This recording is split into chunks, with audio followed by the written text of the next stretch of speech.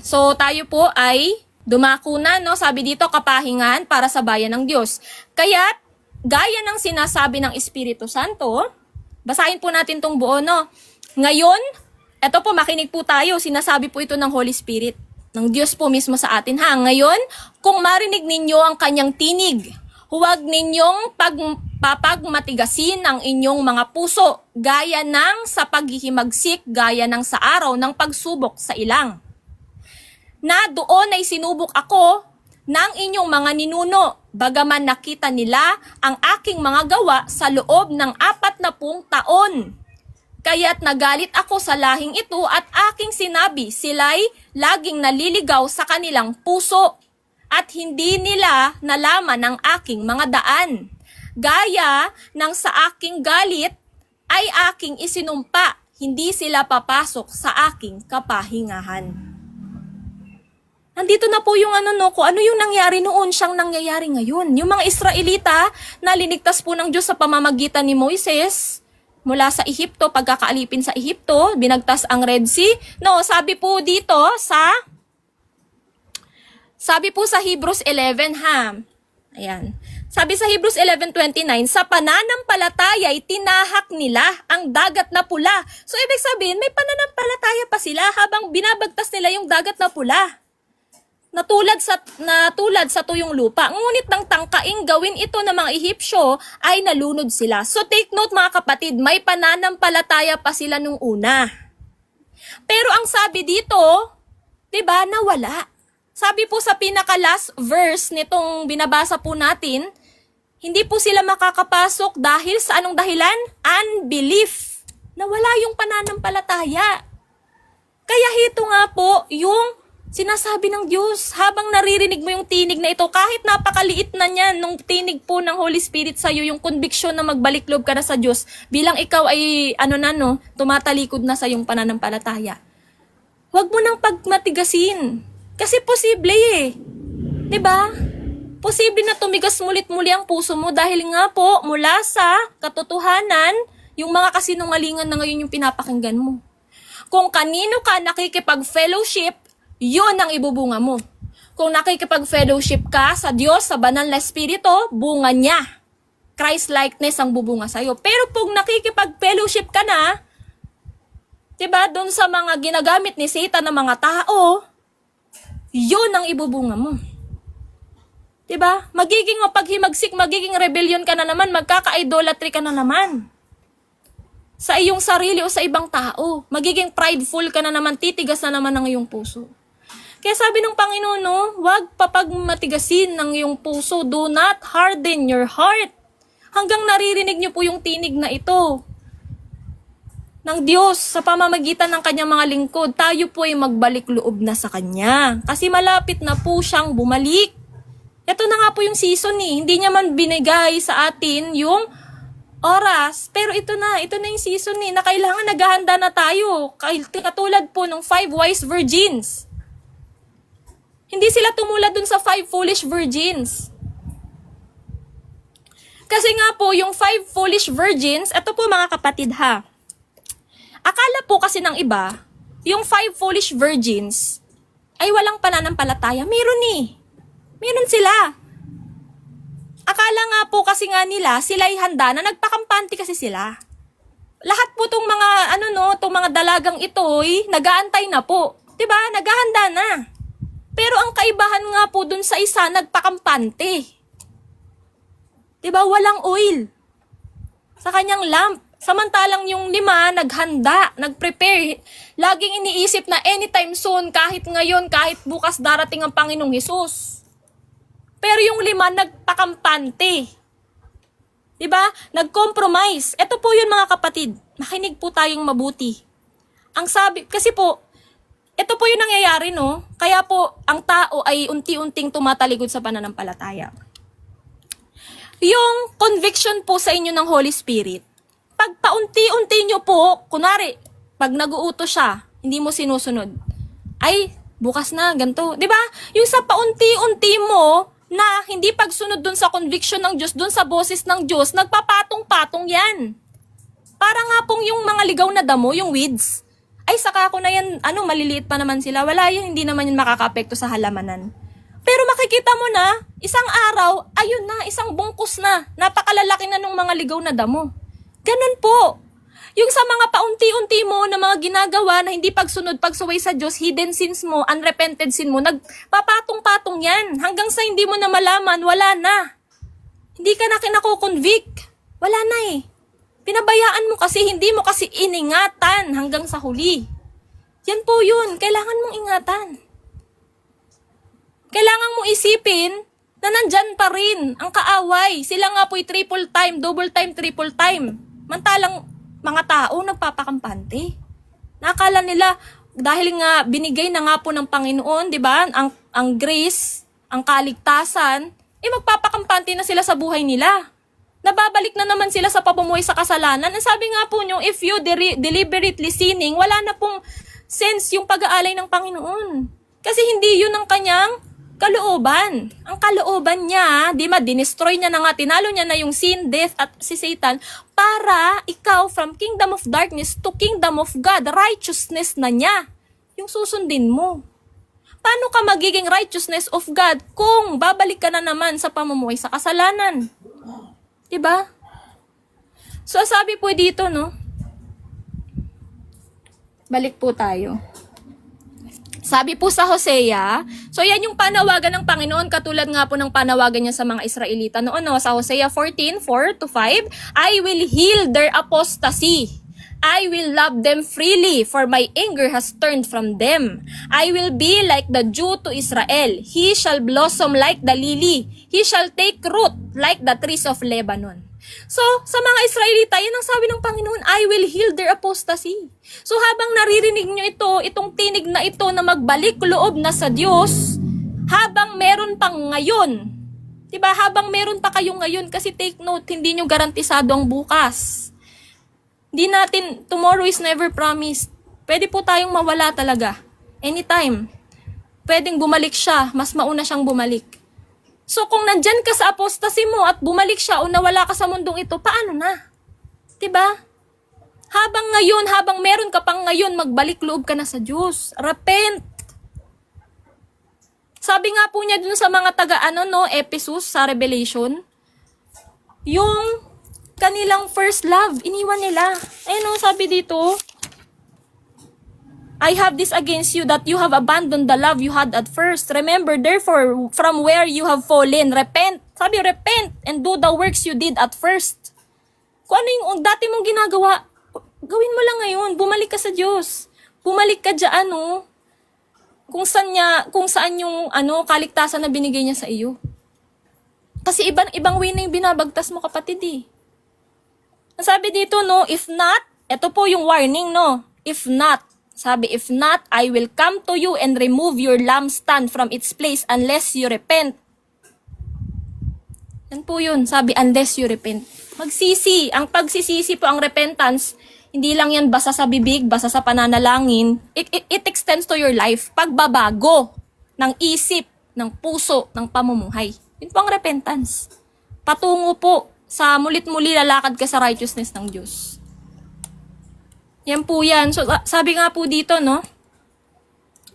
verse 12. Mga kapatid, mag-ingat kayo na walang sino man sa inyo ang may pusong masama at walang pananampalataya na naglalayo sa buhay na Diyos. So, yan po yung warning, Kita nyo po yung unang address, sabi holy, to the holy brothers, sa mga banal na kapatid. So ito'y hindi address sa unbelievers. Address to sa church. Address to sa mga saints, sa mga pinapabanal ng Panginoon. Pinag-iingat. Sa mga na tayo, sabi dito, pinag-iingat na walang sino man daw po sa atin ang may pusong masama. Ayan po yun. At walang pananampalataya na naglalayo sa buhay na Diyos. So yun po yan mga kapatid. Panawagan po sa atin na wag po tayong lumayo sa Diyos. Wag nating ilayo yung puso natin sa Diyos. Kasi the more na lumalayo po tayo sa light, the more na nandyan na naman yung darkness. Diba? Dapat nandito ka lang sa light. Naka-abide ka lang sa Kanya. Stay ka lang dito sa kanyang kingdom. At hindi doon na naman, lalayo ka na naman sa kanya, mapupunta ka na naman, di ba, pabalik kay Satan dito sa kingdom of darkness. So, ang sabi po dito, sa verse 13, ngunit magpayuhan kayo sa isa't isa araw-araw. Ito po yung ginagawa nating fellowship. Habang ito ay tinatawag na ngayon, upang walang sino man sa inyo ang pipapagmatigasin ng pagiging madaya ng kasalanan. So sabi daw po no, habang may ngayon, habang meron ka pa ngayon, kasi nga po hindi natin hawak ang buhay natin. Diba? Magbalik loob na po sa Diyos. Repent. Ibigay na po natin ang buong buhay natin sa Diyos. Ipamuhay na po natin yung kanyang will, yung kanyang righteousness dito sa kanyang salita. Diba? Ito po yung ginagawa natin, no? Dahil nga po mahirap at makipot ang daan na binabagtas natin, kailangan po nating magpaalalahanan sa isa't isa. Iron sharpens iron. So, ibig sabihin po, kapag ikay mag-isa lamang, mas prone ka po sa pagtalikod, kapatid. Wala po kasing nagpapaalala sa'yo palagi na lumakad mulit-muli ng tuwid sa Diyos. Walang nagpapaalala sa'yo na kung kaya, di ba ganun po yun eh. Hindi mo alam na nagkakasala, meron tayong unknowingly na pagkakasala. Na pag yan nagpatong-patong, mararamdaman mo na lang, hala, wala ka na palang no, hindi ka na pala nag-repent, hindi ka na nagbabago, wala nang conviction ng Diyos. Di ba? So kung may kapatid ka, kung nandito ka sa fellowship ng iyong mga kapatid sa Diyos, lagi kang napapaalalahanan, lagi kang nare-rebuke kung meron kang ginagawang mali. Diba? Tayo'y nagpapalakasan, nagpapatatagan, naghahanda. Katulad ng mga 5 wise virgins sa pagbabalik ng Diyos. Hindi po tayo magpapakampante. Diba? Habang may ngayon, huwag magmatigasin ng puso kasi nga po posible na namang tumigas ang puso. Yan po yun. Sapagkat tayo'y nagiging kabahagi ni Kristo kung ating hinahawakang matatag ang pasimula ng ating pagtitiwala hanggang sa katapusan. Ito na naman po yung warning, no? Hanggang sa katapusan.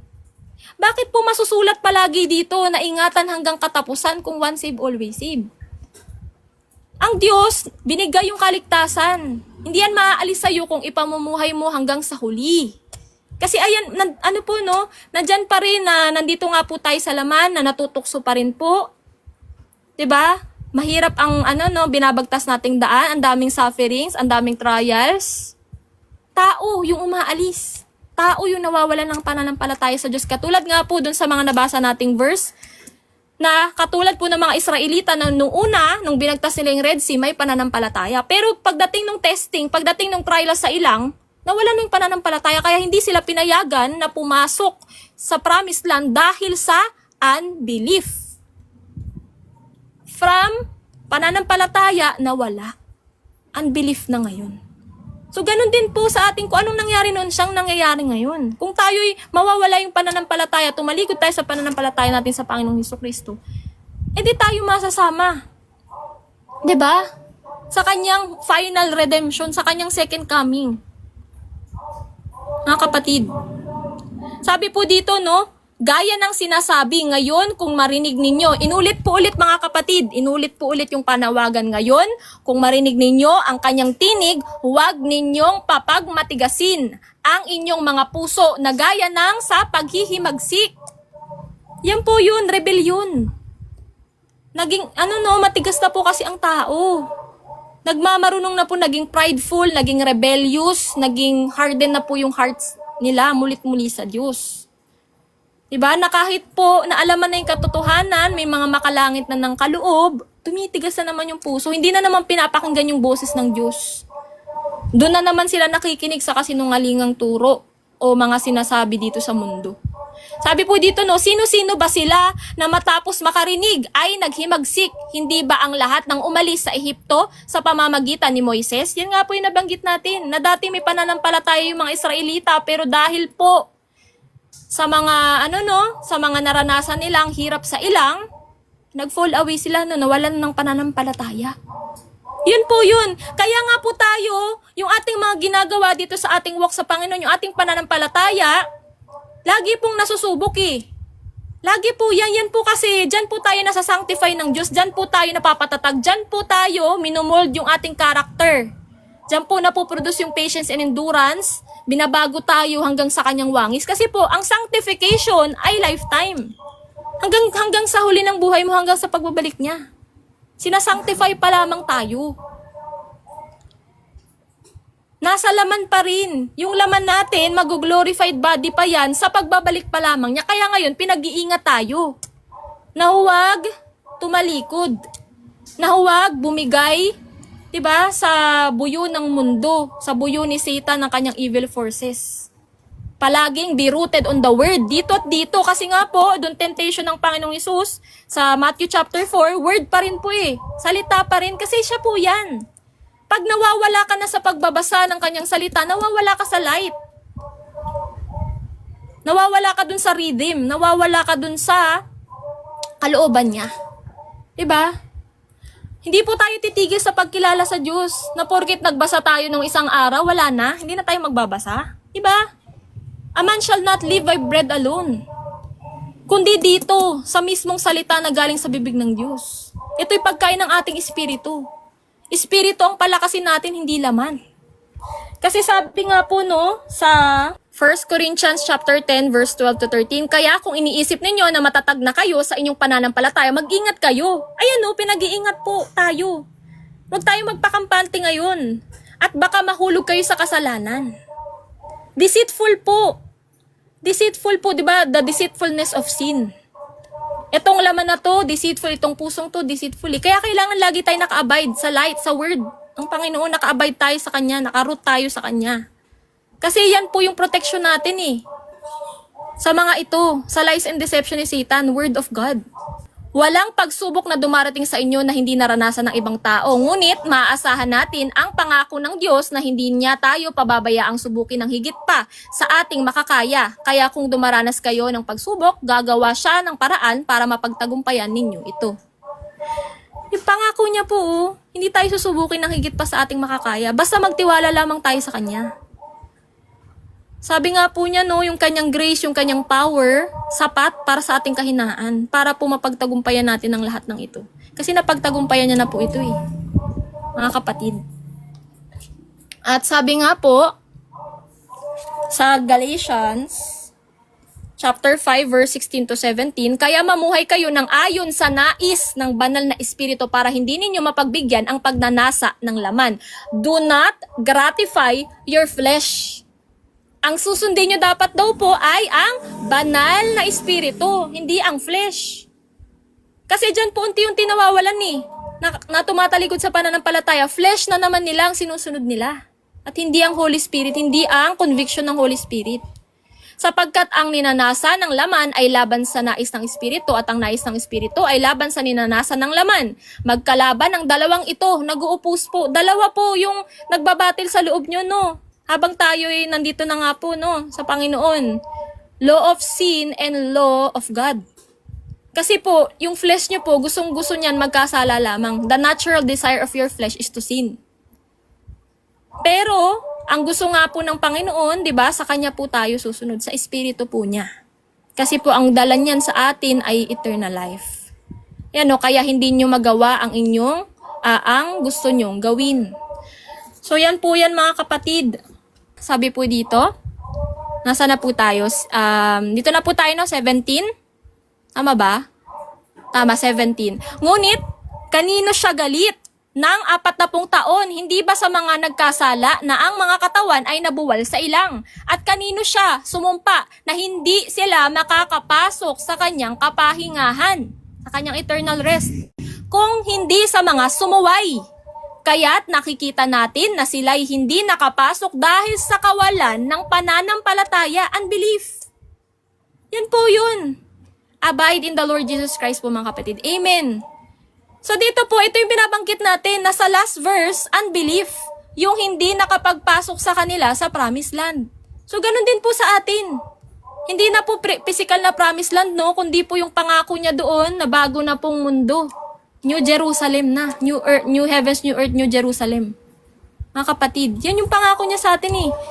So hanggang sa huli, ipapamuhay natin ito, endure until the end, na lumalakad sa righteousness, yung pananampalataya mo, manatiling matatag, full surrendered sa kanya, sa kanyang word. Sabi po sa John 3:36 mga kapatid. Ito po kasi, kadalasan po kasi, ang hinahatid lang sa tao, yung John 3:16, yung for God so loved the world. Pero dapat po basahin natin ng buo yung chapter 3, magmula sa 1 hanggang 36. Kasi nandun po yung context. Diba? Sabi po dito sa John, nasa pinakadulo po, ang sabi doon, basahin ko na lang po sa English ko, no? Hindi ko po pala na-ready. Sabi dito, whoever believes in the Son has eternal life. Whoever does not obey the Son shall not see life, but the wrath of God remains on him. Diba?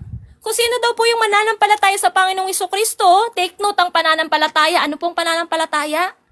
May ebidensya. Hindi yan sa bibig lamang. May ebidensya ng pagsunod. May ebidensya ng pagbabago. Nagbubunga.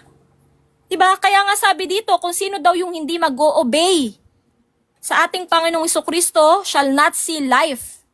At mananatili sa kanya ang puot, ang wrath ng Diyos. Masasama po sa wrath. Diba? So yun po yun mga kapatid. Na ilang ulit pong sinasabi po dito, pinapaalalahanan po tayo na wag mawala sa pananampalataya sa Panginoong Jesus.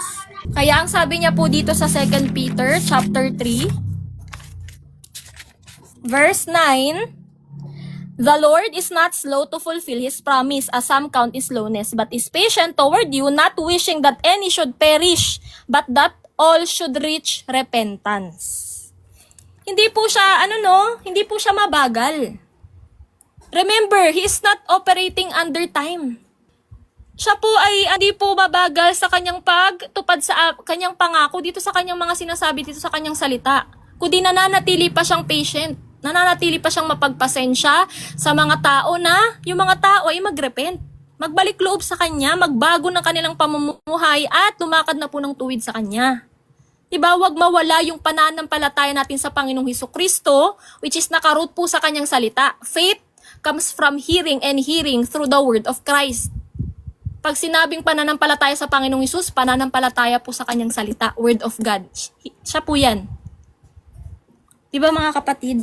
Ulitin ko lamang po mga kapatid, ito po yung naka-address kanina sa mga banal. Ayan po, naka-address sa mga banal na kapatid. Pero ang warning ay, anong warning? Kaya't nakikita natin na sila'y hindi nakapasok dahil sa kawalan ng pananampalataya. Kaya ito po yung iingatan nating huwag mawala. Huwag po tayong mawala sa kaligtasan, huwag po tayong mawala sa pananampalataya natin sa Panginoong Jesucristo. Endure po ito hanggang sa huli. Diba? Kasi po, meron po na mga nabasa natin, diba? In the last days, marami po tatalikod sa pananampalataya. They will depart from their faith in the Lord Jesus Christ. At mapupunta na naman dun sa mga kasinungalingan na turo nitong mundo, na tinatawag nga po great apostasy. Nasa Hebrews 6 po. Na-topic na po ni Sis Nika, pwede nyo pong panoorin dito sa account. Ayan mga kapatid, baka may gusto po kayong i-share. Open mic lamang po. Sis Angel, Sis Nika, Sis Cherry Dane.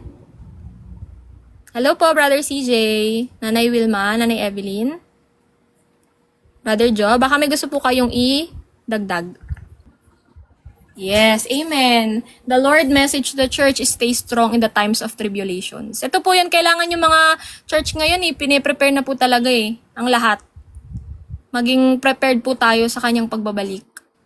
Praise be to God po. Thanks be to God, kapatid na Lilia. Shalom po, Brother R. Sige, Sis Nika. Sige po, Sis Nika. Ayan, baka may gusto po kayong i-share, Nanay Ali, Nanay Wilma. Yes, nasa last days na po tayo. Kaya nga po, katulad po nung 5 wise virgins, hindi po sila nagpakampante. Nakatulad nga po nung 5 foolish virgins. Ano po yun yung 10 pong iyon, ano po yun, naghahanda na po talaga sila. Diba? Kaso yung 5 po kasi, sila, sis. nagpakampante. Hello po, Nanay Wilma. Yung 10 virgins, preparation na sila for the coming of God. So, dito parang tayo kailangan natin mag-prepare, lalo't lalo na ang faith natin.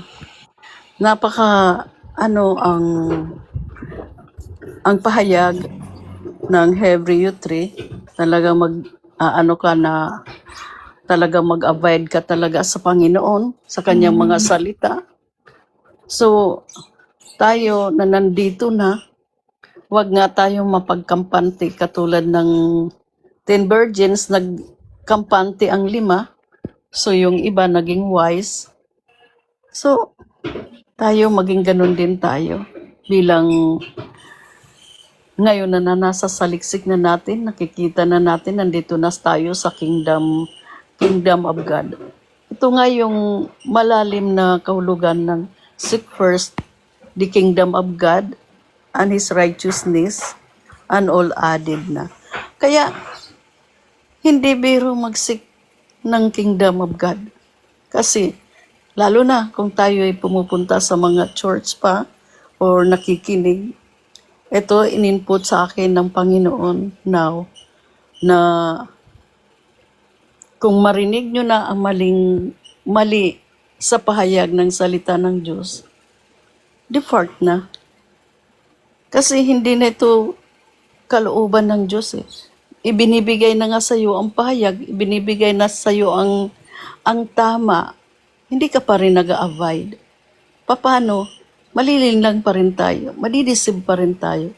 Kaya dito sa Hebrew 3, talagang dito talaga ipinakikita ang tunay na pananampalataya at kung paano tayo mananampalataya sa Panginoon. Diba katulad kay Moises, hindi talaga siya. Nagkaroon pa rin siya ng pagkakasala, although nandyan na siya, isa na siyang pinili ng Diyos. Pero anong nangyari? Nagkaroon pa rin siya ng sin sa Panginoon, kaya na-deceive pa rin siya. Hindi pa rin niya totally na nasik ang kingdom ng Panginoon. Kaya tayo, ngayon na nandito na, we are so blessed na sa pamamagitan ng kanyang salita, na ang akala natin doon sa mga pinanggalingan natin, akala natin iyon na yun, pero hindi pa pala. At tama nga yung sinabi ni Sister Bliss, this is not only a battle once, but everyday battles para sa ating faith, para sa pagsunod sa kalooban ng Panginoon. Kaya mga kapatid, patuloy tayo sa ating reminders lang na katulad ng sinasabi ng ating mga kapatiran na tayo magpalakasan. So, every day is a battle, kaya ang faith natin higit nating palaguin through prayers and pagbabasa ng ating Bible. At salamat sa mga kapatid natin na nandyan nagpapaalala every day sa group natin. Kaya hindi pwedeng hindi natin gawin kasi ilan tayo nagpapaalala sa araw-araw. Start from the dawn until the midnight. Nandiyan pa rin ang ating mga salita ng pagpapaalala. So thanks sa ating mga naglalahad ng salita na ginamit ng Panginoon para tayo maging righteous. Ito ang seeking natin para sa salita ng Panginoon para ma-abide natin ang kanyang mga salita. So, thank you. And this afternoon na nauna na ako kasi nadidistract ako dito. Thank you sa atin lahat, mga kapatid. Praise God, Nanay. Yan po yun, mga kapatid, no? Thank you, Lord. At kayo po mismo ang naghayag nito sa amin at nagpapaalala po mulit-muli sa inyong salita na kami ay mag-abide po sa inyo hanggang sa huli. Mag-endure itong nararanasan naming hirap ngayon, itong makipot na daan. Makipot po talaga, sobrang kipot po talaga. Kaya ang mga tao po, sa sobrang po, katulad nung mga dito sa nababasa natin, nung nakaranas na sila ng mga pagsubok, doon na po nag-depart, doon na nag-fall away. Hindi pa kasi talaga matatag yung ano nila, no? Yung root nila hindi pa malalim sa Panginoong Hesukristo. Kaya nga po, kailangan lagi po tayo sa araw-araw nating pagbabasa, pagkilala po sa Diyos, yung pag-establish po natin ng intimate relationship po sa Kanya. Diba? Araw-araw po ito mga kapatid. Araw-araw, wag po nating katamaran. Wala pong tamad sa Kanyang kaharian. 'Di ba, mga kapatid? Yung oil po kasi na binabanggit dito ay hindi po pwedeng i-share. Hindi mo pwedeng i-share yung preparedness ng kaibigan mo o ng kapatid mo o yung faith niya, yung obedience niya. Hindi mo pwedeng i-share. 'Di ba? Ikaw po mismo ang magsisik. Pag nasik mo na ang kingdom, ang kanyang righteousness, ang Panginoong Jesucristo, ang nasusunod mo sa buhay mo, dyan po, i-establish mo yung intimate relationship mo sa kanya. Kikilalanin mo siya. 'Di ba? Hindi po tayo aasa, hindi po tayo maliligtas ng kahit sino.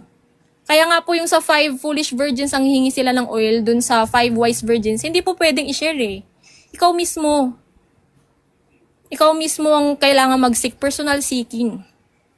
Ikaw ang kailangan na magkaroon nito. 'Di ba? Presensya po ng Diyos ito sa buhay mo eh. Encounter niya yan sa'yo. Hindi pwede yung encounter nila, yun yung pangahawakan mo. Na yun na, aasa ka kung nari sa revelation ng iba, second hand revelation, yun na yun sa'yo. Yun na yung panghahawakan. Hindi, Diyos, Panginoong Hesus, ang kanyang Holy Spirit magpapahayag sa'yo. 'Di ba? Hindi tayo aasa. Yan nga po yung nakaliligaw. Ang mga tao po kasi, umasa na sa mga napapakinggan. Hindi na po, sinik ang Diyos, hindi na po nagkaroon ng intimate relationship, hindi na totoong kinilala ang Diyos. Tumigil na sa pagkilala kasi nakakapakinig naman sila eh. Kumbaga, umaasa sila doon na napapakinggan. Pero ito ang sabi ng Diyos eh. Yes, relationship with Him. Amen. Ikaw at ang Diyos. Kasi ikaw ang haharap sa Diyos eh. Hindi mo kasama, walang magtatanggol sa'yo. Hindi mo kasama ang ibang tao. Kayo, one-on-one. Ayan, isang mapagpalang hapon po mga kapatid. Mag-share lang din po ako ng kaunting din po na nakuha ko dito sa topic ni Sister Bless. Isang mapagpalang hapon po sa lahat. Dito po sa verse 1 mga kapatid, sa pananampalataya at sa kasama sa pagtawag ng Diyos, alalahanin ninyo si Jesus, ang sugo ng Diyos at ang pinakapunong pari ng ating pananampalataya. Mga kapatid, dito po sa 2 Timothy chapter 1 verse 9. Sabi po dito, nagligtas at tumawag sa atin para sa isang banal na gawain. Ginawa niya ito hindi dahil sa anumang nagawa natin, kundi ayon sa kanyang layunin at kanyang kagandahang loob. Sa simula pa, ito ay ibinigay na niya sa atin sa pamamagitan ni Kristo Jesus. Mga kapatid, ito po yung kaganinang sinasabi po ni Sister Bless na tayo po ay pinili, tinawag ng Panginoon upang magpahayag ng salita ng Diyos. Hindi po ito sa gawa natin. Hindi po natin to ginagawa para sa sarili natin. Ito po'y ginagawa natin para po sa Panginoon. Kasi ito po ang layunin ng Panginoon na kung bakit siya nagsakripisyo ng kanyang buhay para sa atin, na binigyan niya ng buhay para po tayo na kanyang mga pinili, na kanyang tinawag ay magbahagi ng kanyang salita, ng kanyang layunin para sa lahat, para po mapakinggan ng lahat ang nais sabihin ng ating Panginoon. Kasi nga po, dahil gusto rin po talaga ng ating Panginoon na marami ang mailigtas, na marami ang maibalik sa Kanya, na makasama natin sa Kanyang pagbabalik. So, magpatuloy po tayo dito sa verse 3. Kung ang nagtayo ng bahay ay mas marangal kaysa sa bahay, gayon din naman lalong marangal si Jesus kaysa kay Moises. Ang sabi po dito mga kapatid, na nakuha kong insight dito, ang Panginoong Jesus ay mas dakila sa lahat. Pinakadakila sa lahat. Dahil ang Panginoon, kailanman hindi niya binali, hindi siya nagkasala anumang kautusan ng Ama, 'di ba? Hindi niya binali, hindi siya nagkasala. Lahat ng utos ng Ama ay sinunod niya. hanggang sa nag-alay siya ng buhay, 'di ba? Lahat 'yun sinunod niya, yung kautusan ng Ama, kagustuhan ng Ama, ang layunin ng Ama na mag-alay siya ng buhay para sa lahat. So bale dito po, unlike po kasi ni Moses, si Moses ay lingkod, pinili lingkod ng Diyos. Pinili niya para po doon sa kautusan na siya magbahagi, na siya ang magtala ng kautusan, na yun po yung pinulpil ng ating Panginoon. Kasi hindi po yung kaya i-fulfill ng mga tao, hindi po kayang sundin ng mga tao ang kautusan na yun. Kasi nga po, lahat ay nagkakasala. Even Moises, nagkasala po siya. So, kay Moises na isang likha na pinagkatiwalaan ng Diyos, ngunit ang ilan sa mga utos ng Panginoon, hindi niya nasusunod. 'Di ba? Nagkaroon din po ng pride si Moises, 'di ba? Na nung inutusan po siya ng Panginoon na yun sa tubig, tama ba Sister Bless, yun sa bato, 'di ba? Oo. Sabi ng Panginoon, kausapin mo, i-command mo na magpalabas ng tubig. Pero dahil nga po sa nagkaroon ng pride at hindi nagtiwala si Moises sa Panginoon, ginawa niya, pinukpok niya. Correct me if I'm wrong. Lakasan mo. Ay, sorry po. Lakasan Mahina mo. po ba? Yes, tell to the rock. Diba, sabi niya, sabihin mo, kausapin mo para maglabas ng tubig. Pero, ang ginawa niya, pinukpok niya. Diba? So, nagkasala siya doon. Binali niya yung utos ng ating Panginoon. Pero, ang ating Panginoon, kailanman, ang utos ng Diyos sa kanya, hindi niya nabali yun. Nagkaroon ng disobedient si Moises dahil hindi siya nagkaroon ng self-control, nanaig ang emosyon niya at yung puso niya hindi naging tapat sa ating Diyos. Kaya yun, nagkasala siya, pero siya yung ginamit ng ating Diyos upang yung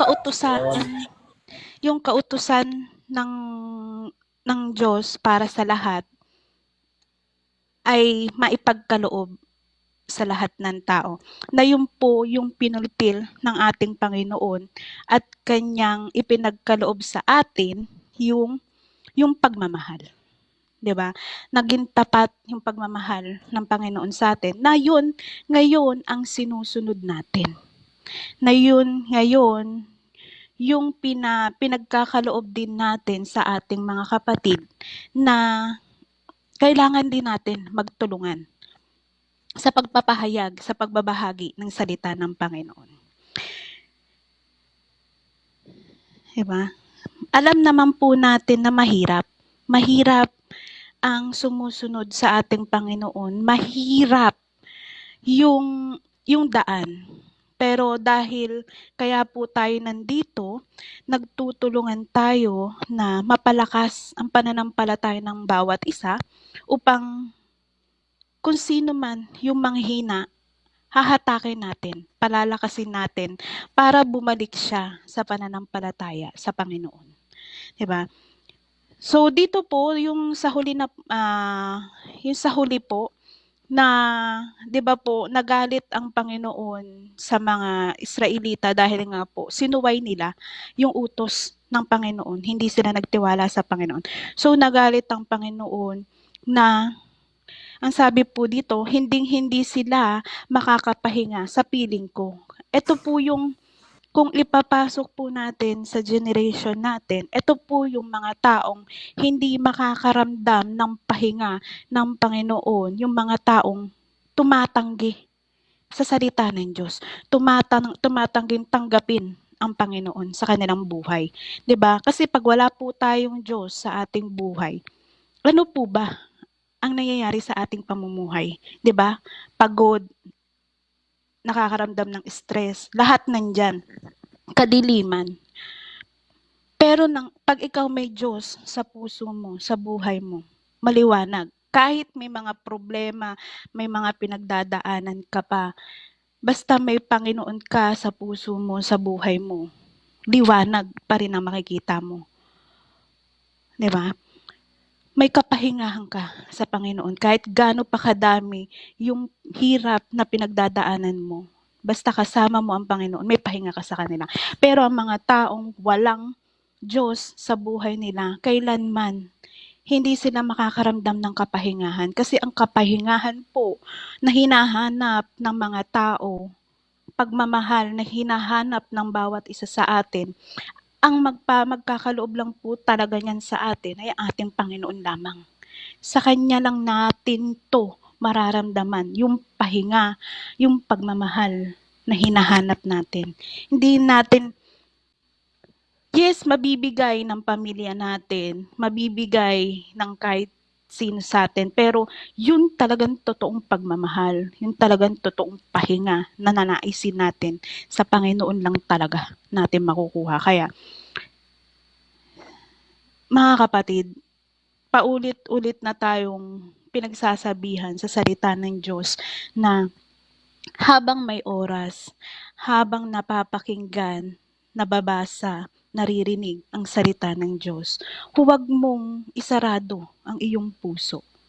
Buksan mo ito dahil kumakatok ang Panginoon. Papasukin mo ang Panginoon sa puso mo. Hayaan mong pumasok siya dyan. Hayaan mong siya ang kumilos sa buhay mo na mabago ito. Kasi kung ikaw lang sa sarili mo, kailanman hindi mo mababago ang sarili mo.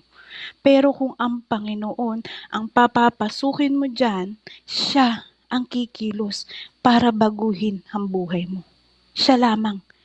Walang kahit sino ang makakatulong sa atin baguhin ang ating buhay, kundi ang Panginoon lamang.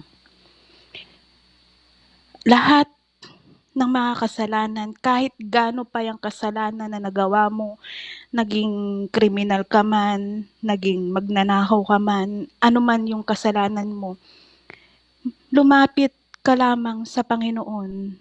Lahat ng kasalanan mo na yan, kayang-kaya niya yang patawarin at kayang-kaya niya yang linisin. Basta magbalik loob ka lang sa Panginoon.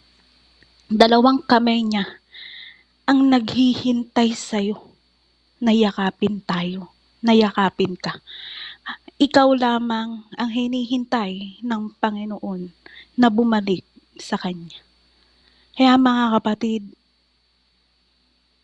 we are in the last days. Hindi natin alam kung ano yung mangyayari sa ating buhay.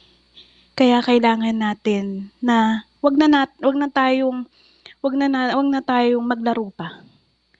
Wag na tayo na mag-ano pa sa ating mga sarili na mahaba pa naman ang panahon. Pwede pa ako magbalik sa Panginoon. Gaano ka nakakasigurado na mahaba pa ang panahon? Ang buhay ng tao ay walang kasiguraduhan. Hindi nga natin alam kung mamaya bukas buhay pa tayo. Walang kasiguraduhan ng bukas. Kaya hanggat nabubuhay tayo, napapakinggan ang salita ng Panginoon, mga kapatid, buksan ang puso, tanggapin ang salita ng Diyos. At mamuhay tayo ng nararapat sa kagustuhan ng ating Panginoon. Iyon lamang po mga kapatid. Maraming salamat po. Sister Bless. Praise God, Sister Angel.